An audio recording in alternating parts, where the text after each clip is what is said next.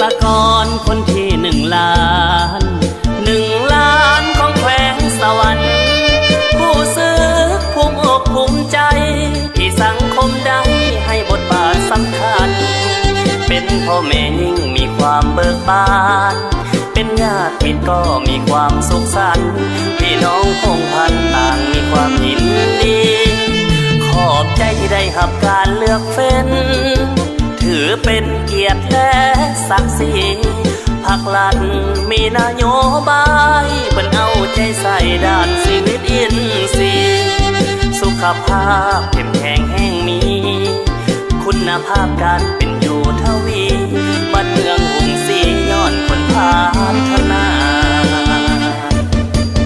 ครอบครัวพร้อมเจ้าใจใส่เลี้ยงลูกเติบใหญ่ได้ทำการศึกษาปกป้องจากภัยอันตรายสร้างทุกเงื่อนไขให้มีความก้าวหน้า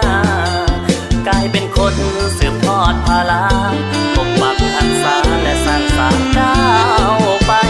ต่อหน้าเวทีอันทรงเกียรติจะขอปฏิญาณด้วยใจจะเฮ็ดทุกอย่างให้สมกับที่สังคมมอบหมายมาให้ถ้าน้อมเพียรให้เป็นคนปลอดใส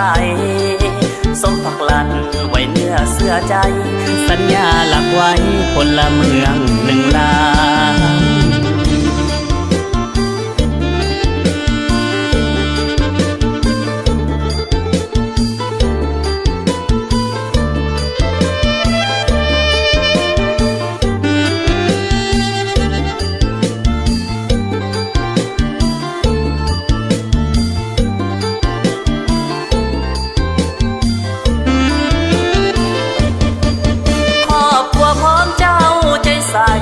เลี้ยงลูกเติบใหญ่ได้ทำการศึกษา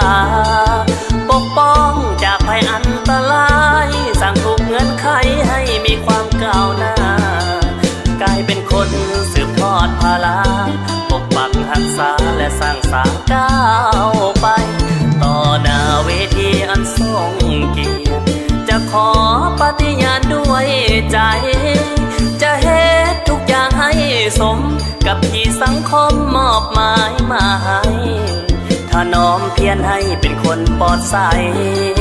สมพักลันไว้เนื้อเสื้อใจสัญญาหลักไว้พลเมือง1 ล้าน